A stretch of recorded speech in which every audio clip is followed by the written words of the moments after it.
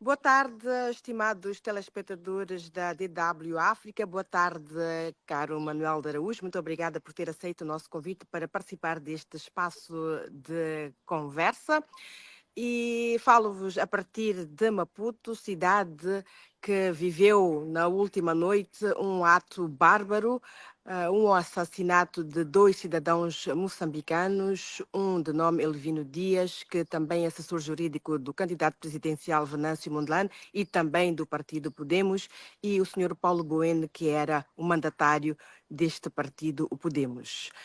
É uma situação que chocou a cidade e o país de uma maneira geral e que está a mexer com a sociedade civil e com alguns cidadãos sensíveis. É sobre este assunto que nós vamos falar hoje com o Sr. Manuel de Araújo, que é edil da cidade de Quelimane e também membro do partido Renamo, o maior partido da oposição em Moçambique até agora. Manuel de Araújo, como olha para este ato que chocou o país na última noite? Bom, este ato não chocou só o país. Este ato chocou o país, chocou o continente africano, este ato chocou o mundo e este ato chocou todos os amigos da democracia e todos os amigos dos direitos humanos. Portanto, toda a pessoa que ama a democracia, ama os direitos humanos no mundo inteiro, portanto, só pode ter estado, ou pode sentir chocado e violentado. Portanto, desde manhã que tenho estado a conversar com pessoas de vários quadrantes do mundo, desde a Inglaterra, os Estados Unidos, a França, a Alemanha, mesmo o México, o Brasil, o Japão.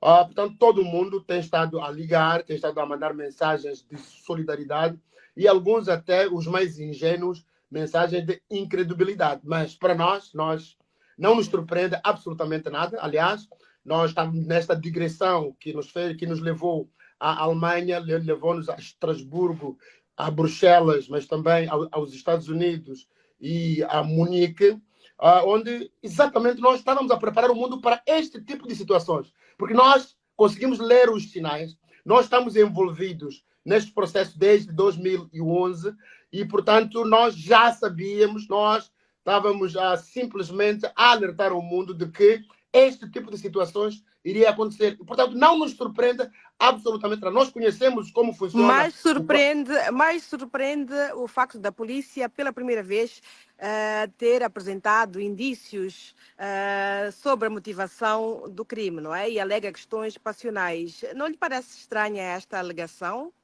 Bom, a mim, Nádia, isto pode estar a surpreender a ti, mas a mim, que sou parte deste processo, não me surpreende. Não é a primeira vez que a polícia tenta desdramatizar e até tenta, eu diria, insultar tanto a alma das vítimas como ao povo moçambicano, pensando que o povo moçambicano é estúpido. Nós, senhores comandantes da polícia, nós não somos estúpidos. Nós sabemos que foram vocês que ordenaram este crime. Nádia, só para te dar um exemplo, hoje eu tinha previsto, portanto, que chegaria hoje à cidade de Quelimane. E hoje a cidade de Quelimane está armada aos dentes. Há mais de 15 carros da polícia, carros, portanto, cada carro da polícia com mais de 9 polícias, todos armados até aos dentes, em todas as ruas da cidade de Quelimane. Os munícipes da cidade de Quelimane deveriam estar agora a dirigir-se, portanto, ao aeroporto.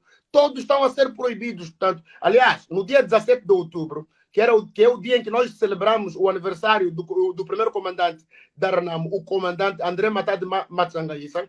Portanto, a Renamo foi proibida de marchar na cidade de Quelimane. Portanto, a sede da Renamo foi cercada pela FIR. O aeroporto de Quelimane hoje está cercado pela FIR.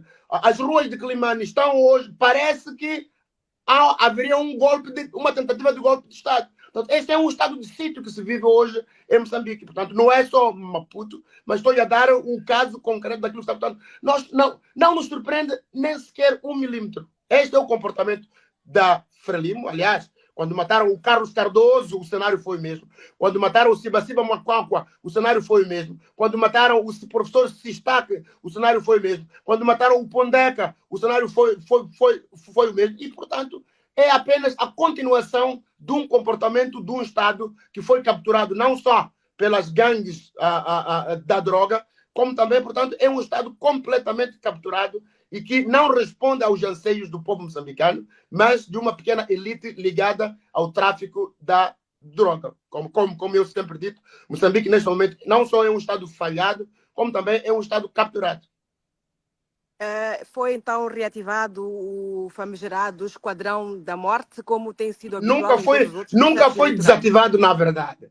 Nádia, o Esquadrão da Morte nunca foi desativado.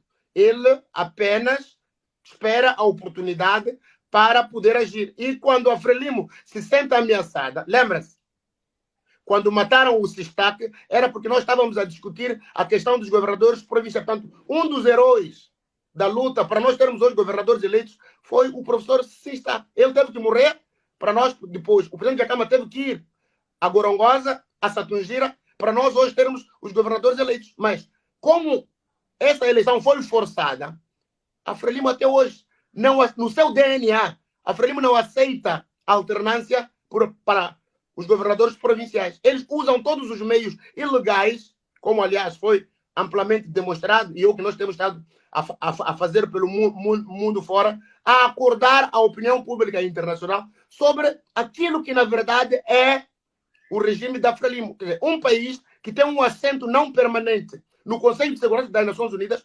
comporta-se como um Estado bárbaro, não como um Estado civilizado. Então, é preciso acordar ao mundo sobre realmente o que a Frelimo é, o que o Estado moçambicano se tornou. É por isso que nós nos antecipamos. Eu saí de Moçambique há 7 dias, literalmente, para exatamente poder fazer esse trabalho, porque já sabíamos exatamente o que iria acontecer. Aliás, esse trabalho não é novo. Nós, há cerca de 15 dias, mesmo durante a campanha eleitoral, porque nós já prevíamos esse tipo de comportamento, nós nos deslocamos a vários países, incluindo a Inglaterra, onde estivemos no Instituto Real de Relações Internacionais, com uma plateia formada por diplomatas, militares e outros pensadores e amantes de África, onde alertamos sobre o que iria acontecer. E, portanto, está registrado o que nós lá dissemos. O Manuel falou agora que a cidade de Climana está a ser vigiada por polícias armados até os dentes, um cenário que não é diferente na cidade de Maputo e provavelmente nas outras grandes cidades do país. Não lhe parece estranho que um ato desses tenha acontecido justamente nas barbas dessa polícia, que anda a circular pela cidade de Maputo? Não, é que os autores são a polícia. Esse aqui é o ponto. Eu não acho estranho completamente. Foi a polícia que fez isso. Ou alguém ligado ao regime militar. Portanto, não. Eu acho que não há nenhum moçambicano que tenha dúvida sobre quem são os autores deste ato. Suspeita que a Frelimo seja o mandante, até os meus que o partido filhos, Frelimo seja... Até os meus filhos têm a certeza de quem são os perpetradores que são criados. Diga. Portanto, suspeita que o partido Frelimo seja o mandante, o autor moral destes assassinatos da última noite? Eu não suspeito, eu tenho certeza. O Manuel de Araújo está no exterior e muito provavelmente esta será uma das suas causas nas suas andanças pelo mundo afora.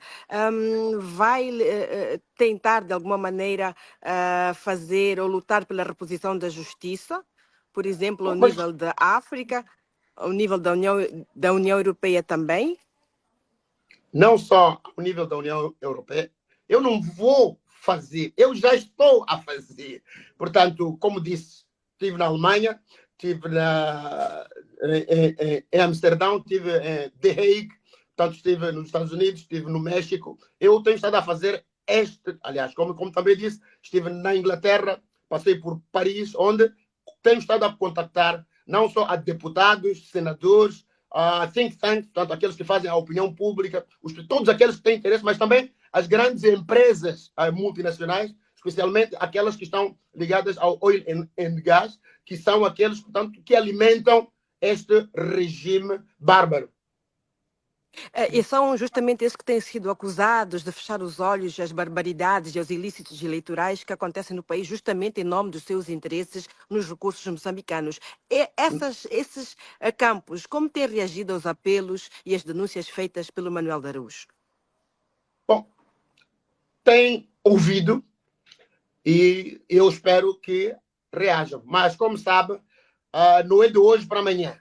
Nós apenas estamos a preparar a opinião pública internacional para que, quando acontecerem de novo incidentes como este de ontem, eles não digam que não sabiam não venham com cara deslavada dizer na nossa cara que não sabiam. Nós aí vamos olhar para ele e dizer, mas nós vos dissemos, no dia X você esteve presente, o senhor ouviu, o senhor retomou notas, o senhor registrou. Então não venham dizer que não sabiam. Portanto, nós estamos a fazer este trabalho para acordar a opinião pública internacional.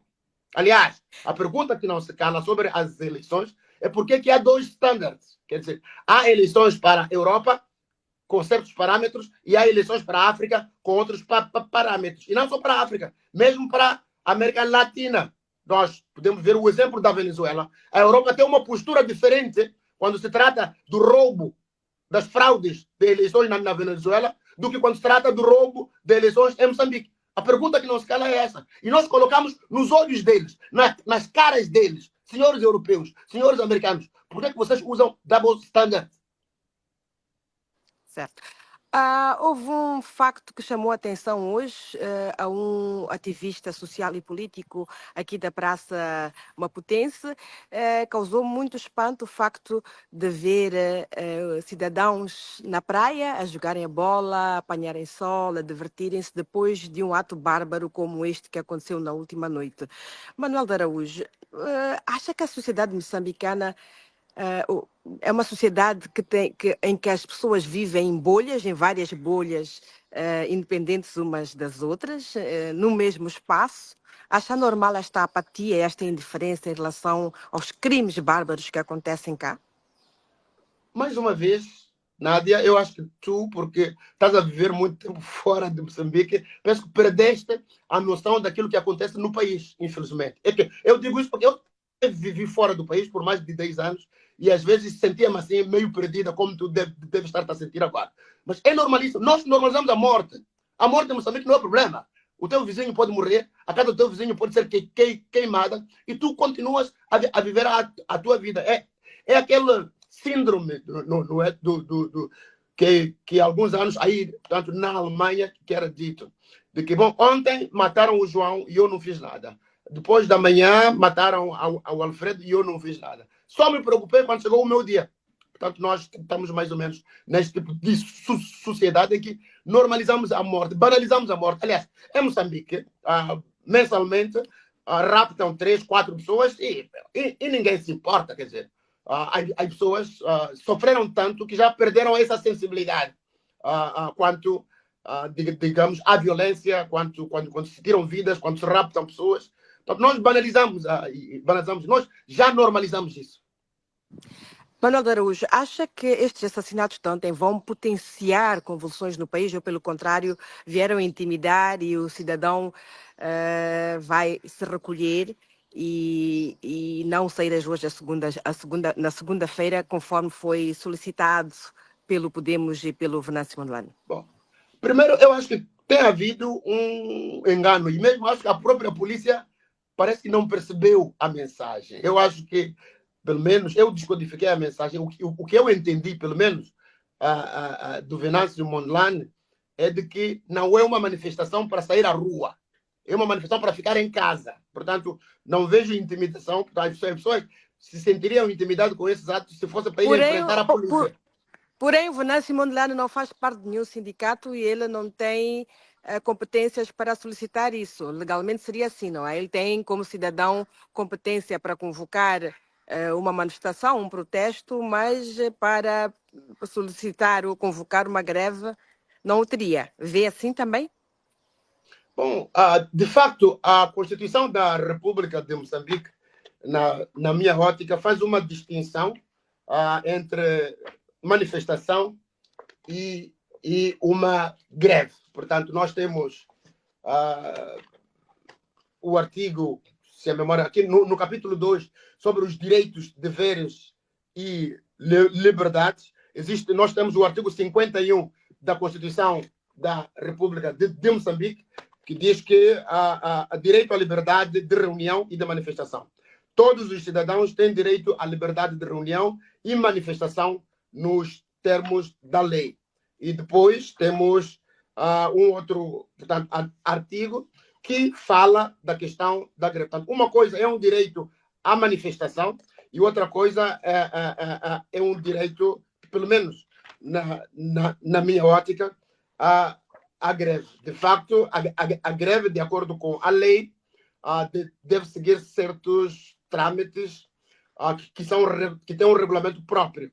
E as manifestações também têm um outro dispositivo legal, portanto, que é, por exemplo, o artigo 87, direito à greve e proibição de lockout. No seu ponto 1 diz, os trabalhadores têm direito à greve, sendo o seu exercício regulado por lei.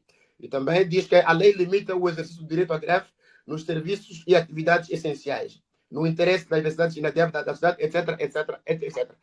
Portanto, bom, o que nós podemos dizer destes dois artigos, e também eu acho que temos que clarificar, pelo menos o meu entendimento não foi que as pessoas deveriam sair à rua e fazer, digamos, marchar, ou etc, etc, mas que deveriam ficar em casa.